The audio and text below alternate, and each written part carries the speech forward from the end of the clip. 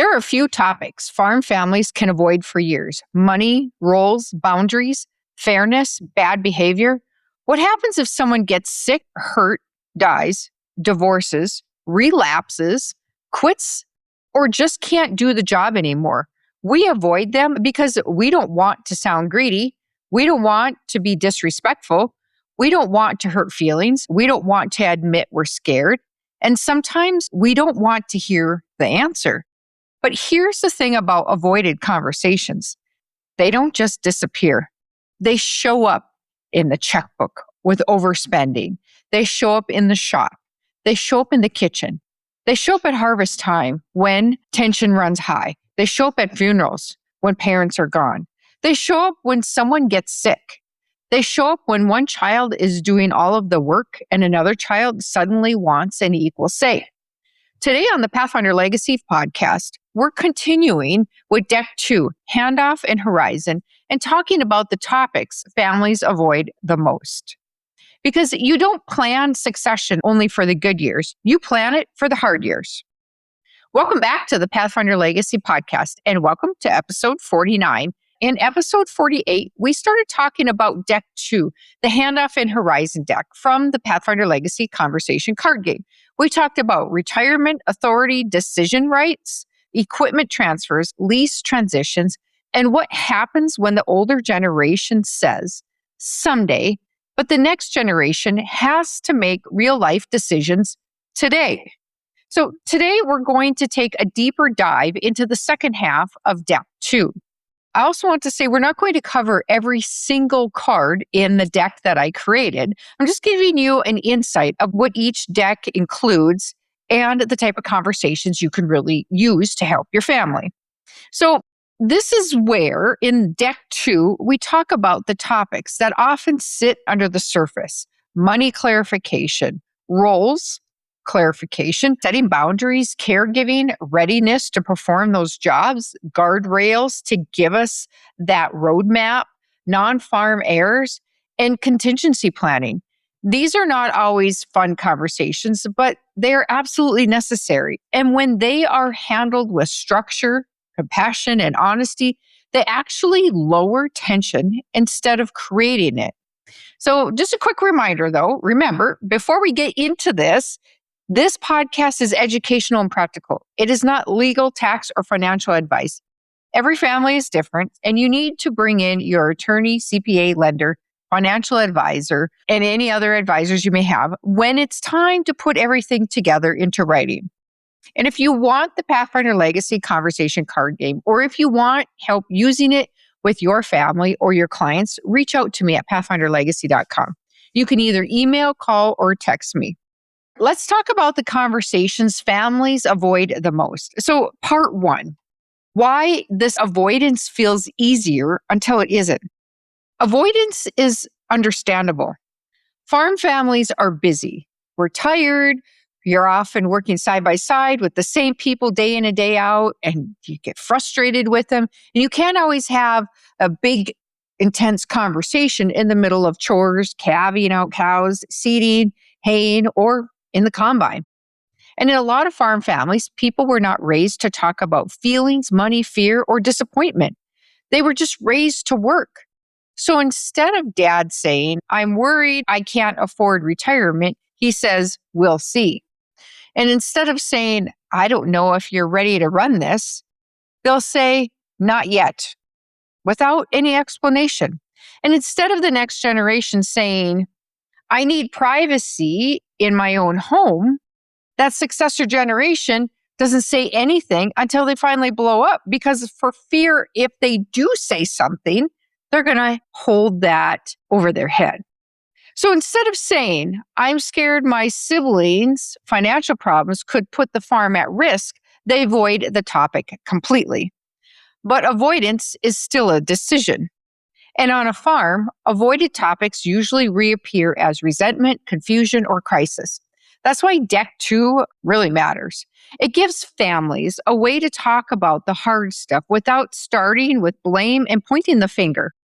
So the first card I want to talk about is called Compensation Clarity. So the front prompt says this: how will each working family member be compensated? wage, draw, profit share, benefits? What feels fair and why? And then just a booster note, it says on there is money unspoken becomes resentment. This card is one of the most important cards in the whole deck because money is not just money in a family operation. Money can represent respect. It can represent control. It represents sacrifices. It represents trust. It can represent whether someone feels like they are building a future or just providing cheap labor. Here's an example. A son or daughter is working full-time on the farm. They're putting in the hours. They're making sacrifices. Maybe their spouse is working off-farm to provide health insurance or stable income. Maybe they're missing kids' activities, family weddings, or vacations because they feel like they just can't leave. And the answer they keep hearing is, well, someday this will all be yours. But someday does not pay the grocery bill. Someday does not make a mortgage payment. Someday does not provide health insurance. Someday does not explain to a spouse why they are carrying so much stress with no clear plan. This is where compensation clarity really matters. It is not greedy to talk about pay. It is not disrespectful to talk about benefits. It is not selfish to ask how sweat equity is being recognized. It's truly responsible because if a family member is working in the business, they would need to know, am I an employee? Am I an owner in training? Am I building equity? Am I underpaid now in exchange for future ownership? And if so, where is that written down? Here is the script that I would say if I was using this in a family meeting. This is more like if it's coming from the successor to the senior generation. The successor would say, I'm not asking this because I'm greedy. I'm asking because I need a plan for my family and my future. Can we sit down and talk more openly about how I'm being compensated now and whether any of my sweat equity is meant to count towards future ownership or opportunity? And then here's a script that the senior generation could say to the successor. I know you've made sacrifices, and I don't want your contribution to feel invisible. Let's look at what the business can afford, what you need to live, and how we can document what is fair. So here's a practical example.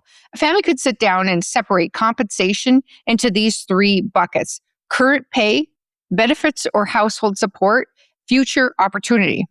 Those are not the same thing, because current pay is what you live on today. Benefits might include housing, utilities, insurance, vehicle use, beef in the freezer, fuel, or other support. And future opportunity is ownership, lease opportunity, equipment transfer, land access, or management authority. When those buckets are all mixed together, people fight. When they are separated, people can talk. Make sure you open up that card and have that conversation. So here's the next card, titled Closer to Home, More Influence. The front prompt says, when one child or household lives closest to the senior generation and helps most often, how should that affect influence, caregiving expectations, compensation, or future opportunity, if at all? And a boost note is talk about the help, the authority, and fairness separately. Nearness can change contribution without automatically changing control. This card is for the families where one child lives the closest. Maybe they live on the farm. Maybe they live 5 miles away. Maybe they are the one checking in on mom and dad. Maybe they are the one taking them to appointments, fixing things around the house, helping with bills, mowing the lawn, snow removal, meals, emergency calls. And then when decisions come up, the family tension starts. One person says, I'm the only one here every day. I should have more say. And someone else might say, well, just because you live closer doesn't mean you own more. And another might say, I would help if I lived closer. Another may say, you're using caregiving to get control. This is where families have to slow down and separate these three things: contribution, authority, and compensation. Those are not the same. The person living closest may be contributing more. That should be recognized. They may need support. They may need compensation, and they may need a break. But proximity does not automatically mean legal control, and distance does not automatically mean someone doesn't care. This card helps families talk about that without turning it into a sibling fight. So here's the script that I would use in family meetings, something that the child that lives the closest would say. I'm carrying a lot of the day-to-day help, and I need that recognized. I'm not trying to shut anyone out, but I do think we need to talk about how caregiving, time, and responsibility are being handled. And here's something that the out-of-town child, a script that they could say. I respect that you're doing more because you live closer. I don't want to minimize that, but I also want us to be clear about what decisions are caregiving decisions, what decisions are business decisions, and what decisions mom or dad still make for themselves. And here's a script that the parent could say. I appreciate the help, guys, but I don't want my children fighting over me or talking like I'm not still here. Let's talk about what support I need and what decisions I still can and want to make. So that last line matters because sometimes when health starts changing, family members start talking about mom or dad like they are a project instead of a person. And I want to say this clearly. The surviving parent is still a person, not an estate to clean up. They're still mom and dad. They still deserve dignity, voice, and respect. So the next card is the paper trail. And the front of the card reads, what do we need in writing for everyone to feel safe, respected, and clear? And a booster note is written does not mean distrust. Written means peace, clarification, and fewer assumptions. This card is one families sometimes avoid because they think putting things in writing means they don't trust each other. But I see it differently. A written plan is not distrust. It is about protecting your family from guessing during emotional moments. Because when health starts to fail, when one parent is gone, when the surviving parent is still living on their own, or when it is time to clean up estate items, families get tangled up pretty darn fast. I've seen situations where mom or dad is still capable of making decisions, still living on their own, paying their bills, still able to say what they want. But because their health is changing, the family starts circling like vultures. One person says, we need to start cleaning things out. Another says, mom shouldn't be making that decision anymore. And someone else says, dad doesn't understand what's going on. And someone else says, well, I'm the one helping the most, so I should decide. And pretty soon, what started as concern turns into control. Those vultures, they keep circling. Now, sometimes that comes from care and concern, and sometimes it comes from fear, grief. Sometimes it comes from exhaustion because one person is doing most of the caregiving. Sometimes it comes from old sibling dynamics. And sometimes, if we're being honest, it comes from people worrying about what they are going to get. That's why the paper trail matters. Because there is a difference between having concern and having authority. There is a difference between having an opinion and having legal authority or responsibility. There is a difference between helping mom and dad and taking over before it's time. And there's a difference between cleaning up clutter and erasing someone's lifetime before they are ready. Here's the line I want families to remember. The surviving parent is still a person, not a project. Okay, I got to interject a quick story here.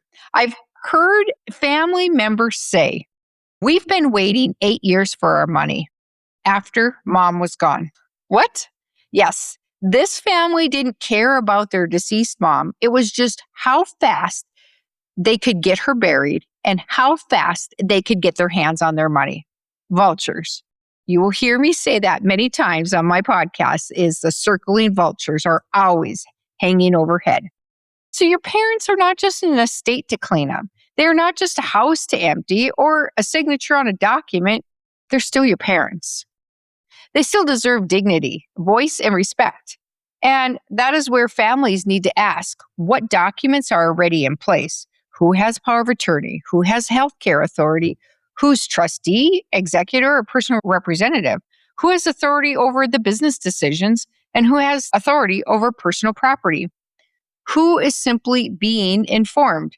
And most importantly, what does mom or dad want while they are still able to tell us?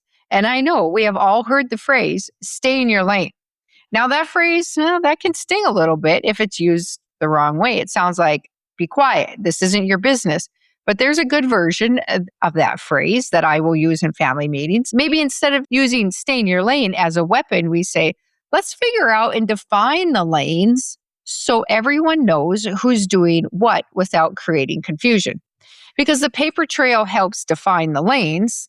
There is a caregiving lane, the business management lane, the ownership lane, legal authority. There is also a spouse or in-law support lane. There is a non-farming heir lane. And there is a parent dignity lane where mom or dad still gets to speak up for themselves as long as they are able. When those lanes are not written down or understood, everyone starts driving everywhere. One person thinks they're helping and another person feels control. One person thinks they deserve a vote. It could be an in-law, or it could be a family member that has never cared without really coming back and helping mom and dad. Another person thinks they should only be informed, and one person is carrying the caregiving load. Another person shows up late in the process and suddenly wants equal authority. That is where families really start to see the turmoil. So maybe a better saying of stay in your lane is this: let's figure out where each person's lane is so we don't run each other off the road. We're not being disrespectful. We're creating a structure that protects the family relationships. Let's say dad has passed away and mom is still living in the farmhouse. Yeah, she's slowed down. Maybe she needs help with appointments. Maybe someone is helping her pay the bills. One child lives nearby and checks on her frequently. And then another sibling comes home and starts saying, we need to clean this place out. We need to sell the car. We need to divide things. We need to make decisions. And mom is still sitting right there. She's still capable of saying exactly what she wants. Oh, the family just needs to slow down.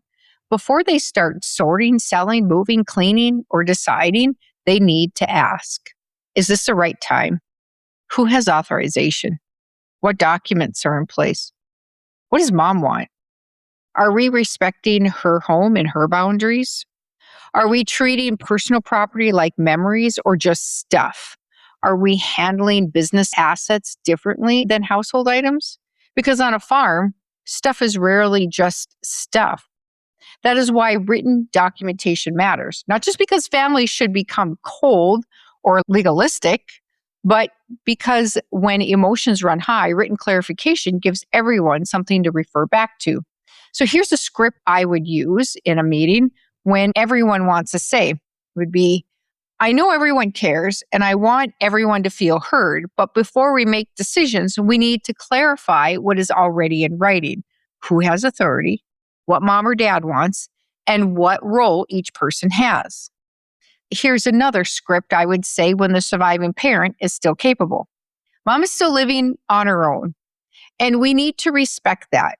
We can talk about safety and support, but we should not talk about her like she is no longer capable or no longer here, unless there is a real reason and the right professionals are involved. So mom is still capable and still has her cognitive thinking. Here's a script where one child is doing most of the caregiving. I recognize that you are carrying more of the load, all the day-to-day responsibility. Let's talk about how to support you. But we also need to separate caregiving decisions, business decisions, legal authorization, and mom or dad's wishes. Here's a script when estate items are being discussed too soon. Before we start cleaning things out or deciding what happens to personal property, let's ask, is this the right time? Who has authority and what would mom or dad want? We don't want to create hurt by moving so fast. For the stay in your lane moment, now let's define the lanes so we know who decides, who helps, who gets informed, and how we help mom or dad in the process. Here's a practical paper trail checklist. Where is the paperwork kept, and is there a checklist of what has been put into place? These are the kinds of items families often need to know exist and where to find them. Are they stored in the bank safe deposit box, or are they stored in mom and dad's safe in their home, or just in a file cabinet or in the shoebox under the bed? This list of documents is important to know, have they been completed and where they're stored? Power of attorney, healthcare directives, will or trust documents, business entity documents, operating agreements, buy-sell agreements, lease agreements, equipment ownership records, land ownership records, insurance policies, funeral wishes, password or account access instructions, a list of your key advisors, attorneys, CPAs, bankers, insurance agents, a personal property plan or written wishes for any of those meaningful items. I would say any of those family heirlooms or those items that you really hold close to your family that have meaning. And then here is one more thing I would encourage families to do. Ask mom or dad about the family heirlooms or meaningful items before there is a crisis. Ask them, what do you want done with this? Who should have this? What is the story behind it? What matters most to you? Because sometimes the value is not financial. Sometimes the value is the story. And once the person is gone, you may never get that story back. That is why this card matters. The paper trail is not about taking over. It is about reducing confusion, protecting dignity, and giving the family a calmer path forward. Because when everything is verbal, people remember differently. They have a different version of that story. You can still ask questions of mom and dad while they can still answer them. When everything is assumed, people fight over what they thought was true. But when the important things are written down, families have a better chance of staying connected when the hard seasons come. The next card is the busy season rules. So the front of the card states something like, what are the rules for exhaustion season, the busy season? Tone, hours, breaks, conflict, and family time. And a booster note is plan for stress before it arrives. This card matters because farm families often try to make their best decisions when they are at their worst. They're tired. The weather is pressing. Equipment breaks down. Markets are fluctuating up and down. Meals are late. Kids have activities. Everyone is running on fumes. And then someone picks that exact moment to bring up retirement money or why did you make that decision? That is not a recipe for wisdom.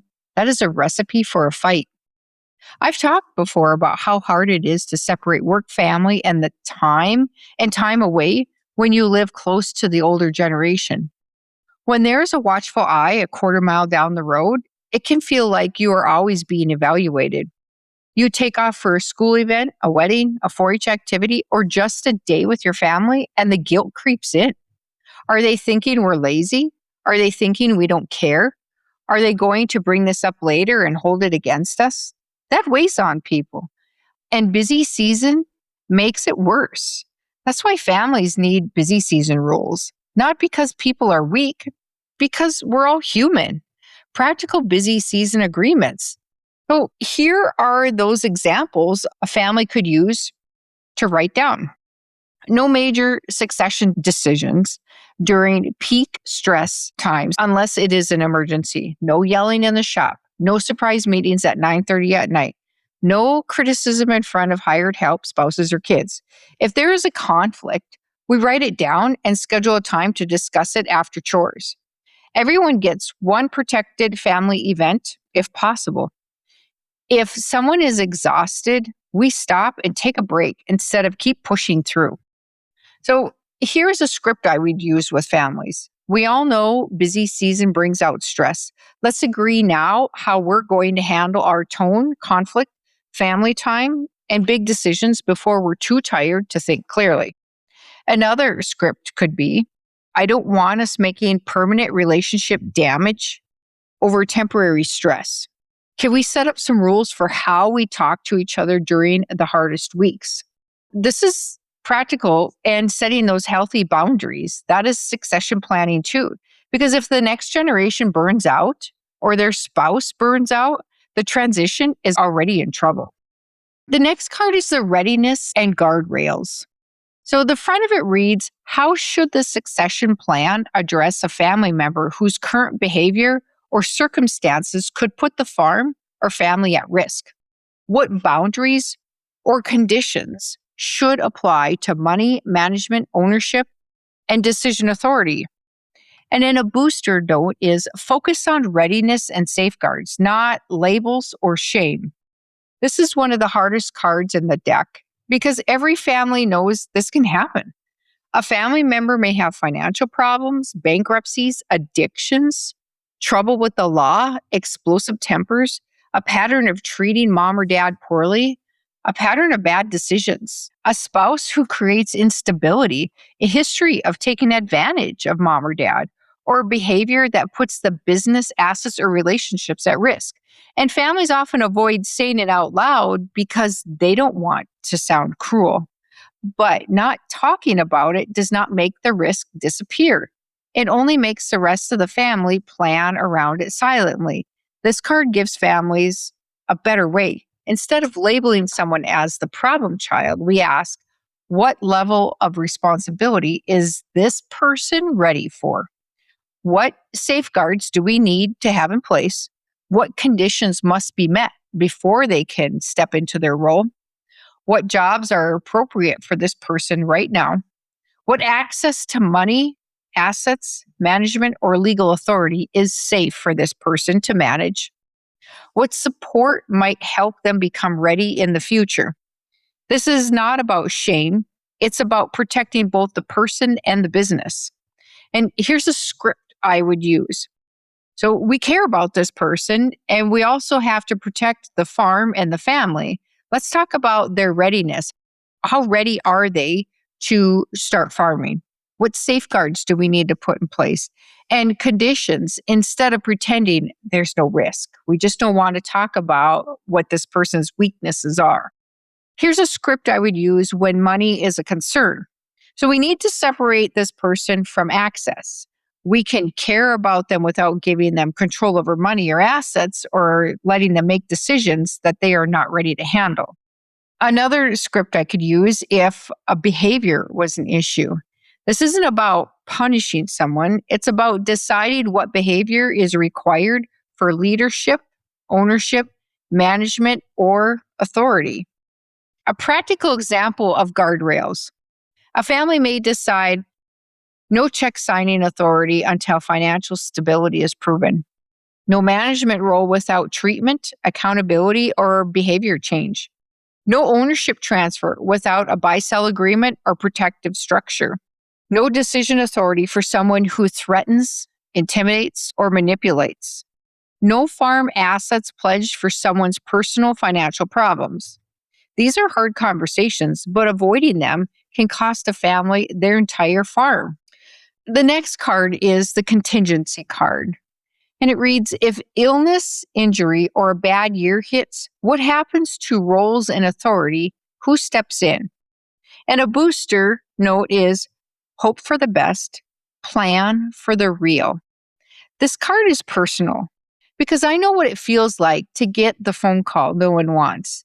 My brother was hauling a potbelly load of cattle to the stockyard when his semi-truck was hit by a train. That kind of call changes how you look at planning, and it makes you ask, why do we wait until something terrible happens to make sure we have everything in place if someone can't work? Why does it take a wreck, a death, a diagnosis, a stroke, a fall, a divorce, or financial crisis before families finally gather around the table? Contingency planning is not negative thinking. It's having a plan in advance. It is saying if something happens, we need to know who calls the lender, who handles the payroll, who signs checks, who feeds the cattle. We need to know who has access to passwords. We need to know who communicates with the landlords and makes medical decisions. We need to know who steps in temporarily. We need to know what professionals to call.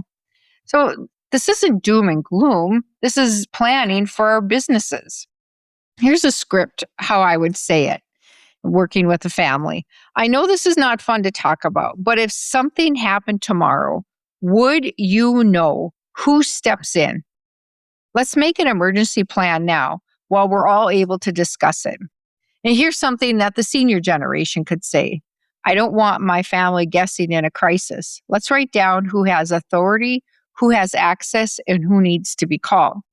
And here's something that the successor side could say. I'm not trying to be dramatic.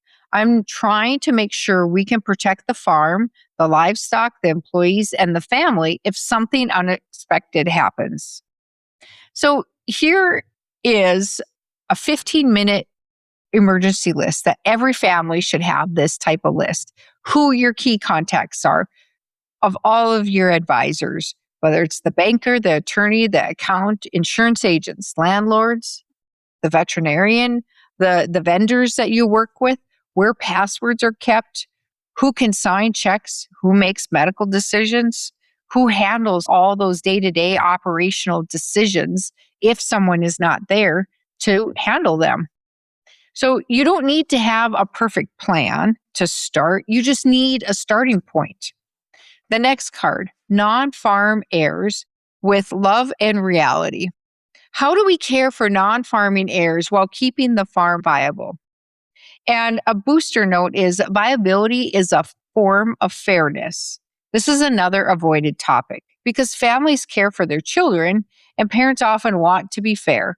But in farm succession, fair and equal are not the same thing. If you divide everything equally and force the farming heir to buy out everyone at full market value immediately, you may technically be equal, but you may also destroy the operation. If you give everything to the farming heir and never explain why, you may keep the farm intact, but you damage sibling relationships. So families need to talk about what fairness means.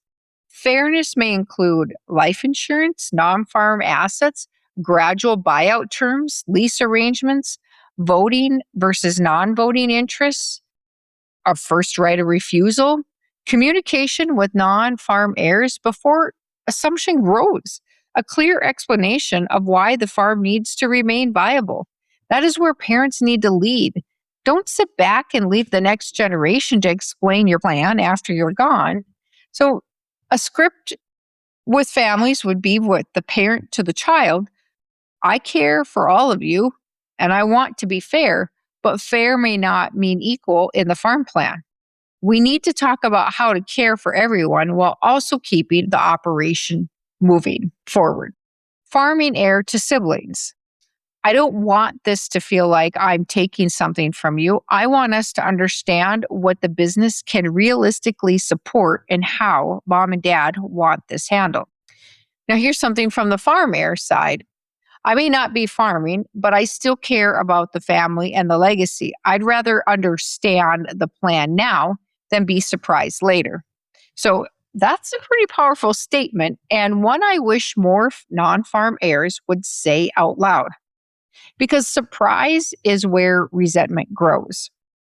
If you're listening today and you know your family has been avoiding one of these topics, here's your homework. I call this the avoidance to agreement sprint. Set a timer for 30 minutes. Pick one topic, not 5, not 10, just one topic. Name the avoided topic. Take 5 minutes and name that topic. So choose from money clarification, role clarification, boundaries, caregiving, readiness and guardrails, non-farm heirs, contingency planning, or something else. And say this, the topic we have been avoiding is. Now, step 2, name the assumption. Take 10 minutes. Each person answers. What am I assuming? What do I actually know? What do we need to confirm? The last question matters because families fight over assumptions all the time. Step 3, define the lane. Take 10 minutes. Ask, who has a voice? Who has a vote? Who needs to be informed?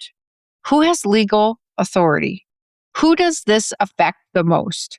Step 4, create one agreement. 5 minutes. Write one sentence. We agree that. It can be small. We agree to gather compensation numbers. We agree to schedule a meeting with the attorney. We agree to not clean out dad's shop without asking him. We agree to build a backup plan if someone gets hurt. We agree to stop using someday and replace it with a date on a calendar or a milestone that we're setting for our farming operation. Then schedule that next conversation, because that next conversation is where progress becomes a pattern. And if you want this homework resource, go to pathfinderlegacy.com and look for the episode 49, Avoidance to Agreement Sprint. And if you want this homework resource, go to pathfinderlegacy.com and look for episode 49, Avoidance to Agreement Sprint. Next time on the Pathfinder Legacy Podcast, we're moving into Deck 3, the in-law bridge. And I'll be honest, this is one of the most important decks in the whole game, because succession does not just affect mom, dad, and the successor. It affects spouses, it affects marriages, it affects kids, it affects privacy, it affects the holidays. It affects who feels welcome, who feels judged, who feels left out, and who feels like they are always being watched. We'll talk about welcoming the in-law or successor spouse, protecting marriages, setting boundaries around the house and the farm, and making sure family support does not turn into pressure, guilt, or control. Because if the successor's marriage is strained, the succession plan is strained too. That is where we are going next. As we wrap up today, here's what I want you to remember. The topics your family avoids are often the topics that need the most structure. Money clarity is not greed. Boundaries are not disrespect. Contingency planning is not negativity. Guardrails are not punishment. And fairness does not always mean equal. These conversations are not easy, but they are easier before the crisis hits. And if you are ready to purchase the Pathfinder Legacy Conversation Card Game, or you want help using it with your family or clients, reach out to me at pathfinderlegacy.com. You can either email, call, or text me. And here's my reminder for you today. At the end of the day, the legacy is not just land, equipment, cattle, crops, leases, or a business plan. It is people. It is relationships. It is the story you are writing together, the legacy you're creating for the next generation. Thanks for joining me on the Pathfinder Legacy Podcast. If this episode made you think about your own farm's future, consider sharing it with a family member or a friend who could use the help. Sometimes the hardest conversations are the ones that matter the most. Until next time, I'll see you between the ditches. Thanks for listening to the Pathfinder Legacy Podcast, where your future is our focus. Be sure to subscribe, follow us on social media, and visit us at pathfinderlegacy.com to start building your transition plan today.